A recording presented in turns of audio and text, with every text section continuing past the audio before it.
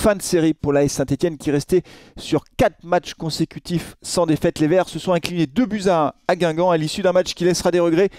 Encore une fois, parce que les Verts pouvaient obtenir un résultat bien meilleur, au moins le match nul, si ce n'est la victoire. Ils ont laissé filer leur chance en première mi-temps. Une première mi-temps qui était plutôt bonne, voire très bonne, et une deuxième mi-temps qui a été plus laborieuse. Au final, ça fait 0 points. Au final, ça fait une défaite de plus. Au final, au classement, ça fait pas nos affaires. Donc c'est très dur à avaler, d'autant que la façon dont le match s'est déroulé ne fait que nous laisser des regrets en quelque sorte. Il y a évidemment l'arbitrage, j'en parlerai dans la troisième et dernière partie de cette vidéo. Il y a également les erreurs individuelles, on parlera du problème qu'on a au poste de gardien parce qu'on a quand même un vrai problème de ce point de vue là. Et puis bien sûr les Verts qui ont manqué aussi de réussite. On va faire tout de suite le débrief de ce match. Vous allez voir, les statistiques de ce match sont assez parlantes et elles confirment bien que les Verts avaient largement les moyens d'aller chercher au moins le match nul à Guingamp, mais le résultat est là, ils ont perdu 2-1. Et ça nous remet un peu en difficulté au classement, même s'il ne faut pas tirer une conclusion définitive de ce match. C'est vraiment une défaite difficile à accepter.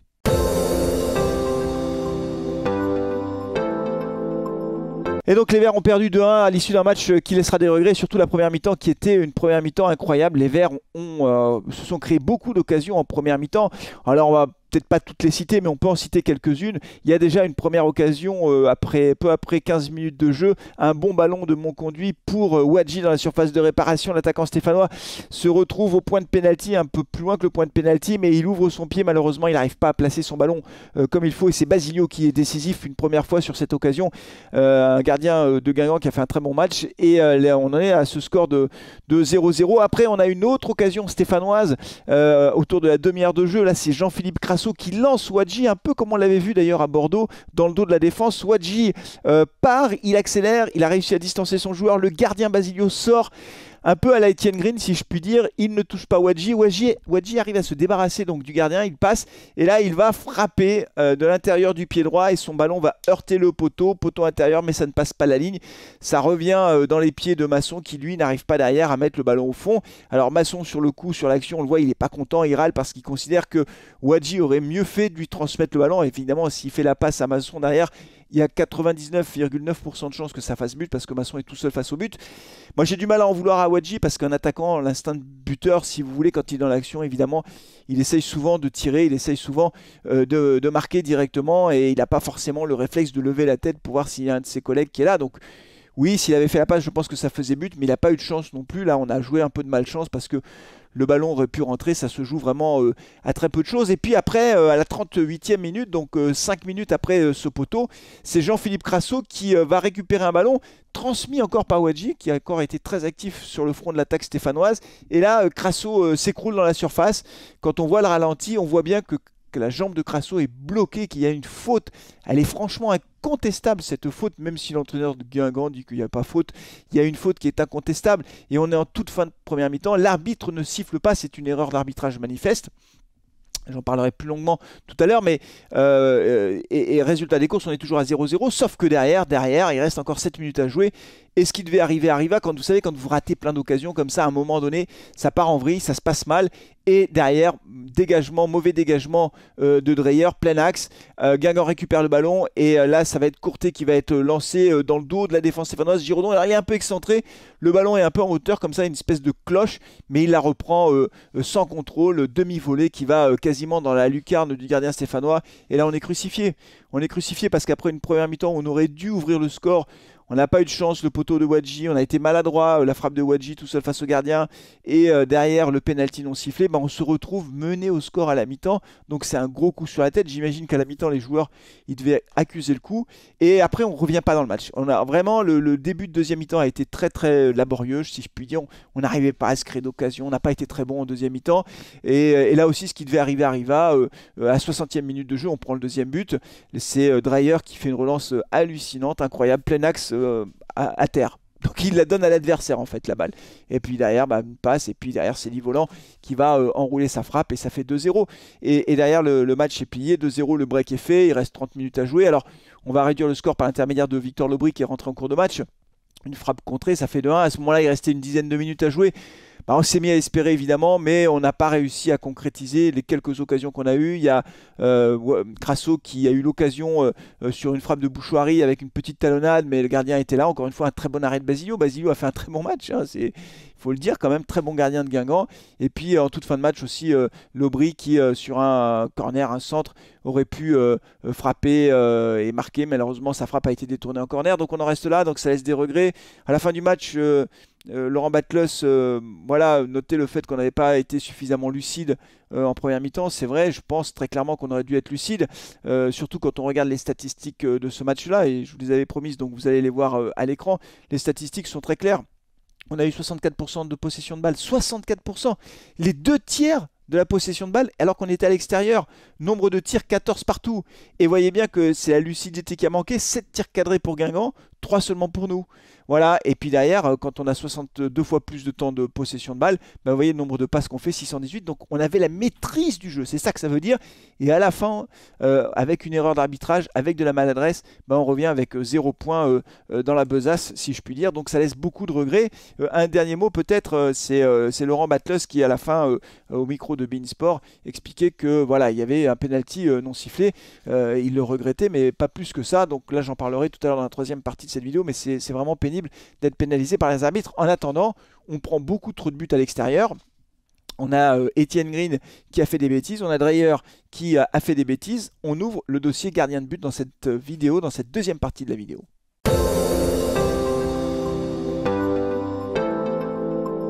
Allez, on ouvre le dossier gardien de but de l'AS Saint-Etienne. On a un sujet, les amis, on a un vrai sujet, tout le monde le sait, parce que on a des gardiens qui font des bêtises. Voilà, alors Etienne Green a fait des bêtises. Ses principales bêtises, c'est 2 cartons rouges avec des sorties mal maîtrisées en dehors de sa surface, qui sont sanctionnés par des cartons rouges. Et puis derrière, notamment, on a pris un but sur coup franc sur une de ses sorties face à Pau. Donc voilà, Etienne qui est gardien titulaire, en tout cas le gardien numéro 1 dans l'esprit de Laurent Batlos, il l'a dit, il l'a redit, mais est-ce que ce sera encore vrai demain? J'en sais rien. Et puis Dreyer qui est arrivé, Dreyer qui était resté sur un bon match face à Bordeaux, Dreyer qui voilà, donnait peut-être le sentiment à certains que c'était lui qui devait rester gardien titulaire. On voyait bien les commentaires. Etienne Green qui s'était quand même fait déchirer, hein. Enfin franchement, il en avait pris plein la gueule après le match, après ces 2 cartons rouges, déchiré. Ce que fait Dreyer face à Guingamp est inacceptable.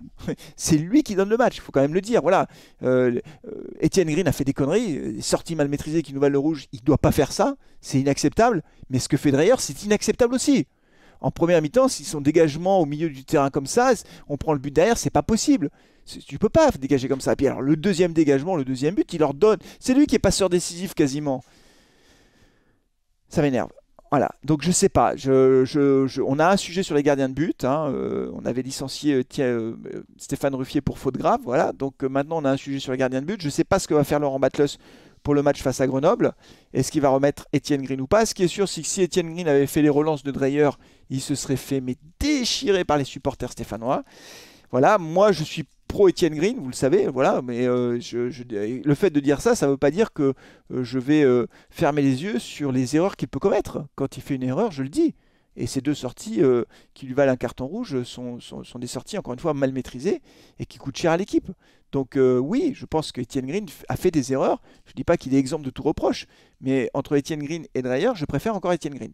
C'est un dossier, j'ai l'impression qu'on va en parler jusqu'à la fin de saison, de toute façon, parce qu'on est comme ça, on n'est pas très assuré derrière. On prend trop de buts, ça c'est sûr. C'est sûr parce que quand on a la maîtrise du match comme on l'a eu face à Guingamp, on doit au moins revenir avec le match nul. On ne revient pas avec le match nul, on revient avec une défaite. Ça veut dire qu'on prend beaucoup trop de buts à l'extérieur. Donc on verra ce qui se passe. Dites-moi ce que vous en pensez. Vous me dites dans les commentaires, est-ce que vous êtes Green, est-ce que vous êtes Dreyer? Si vous êtes Laurent Batlos face à Grenoble, vous mettez qui? Vous mettiez Etienne Green ou vous mettez Dreyer? À vous de me dire les amis, c'est vous qui avez la parole. Je vous laisse libre cours dans le chat, il faut simplement rester poli, pas s'énerver. Mais vous me dites qui vous préférez pour que j'y vois plus clair. Moi, pour moi, c'est Etienne Green, mais il faut qu'il arrête de faire n'importe quoi sur ses sorties. Voilà, c'est tout. Donc Etienne, si tu rejoues face à Grenoble, la balle est dans ton camp. Ce qu'a fait Dreyer face à Guingamp, c'est inacceptable, c'est des erreurs majeures. On ne peut pas faire des dégagements comme ça, donc on a un problème sur les gardiens de but. Mais il n'y a pas que avec les gardiens de but qu'on a un problème, il y a aussi avec les arbitres qu'on a un problème. On en parle tout de suite dans la troisième et dernière partie de cette vidéo.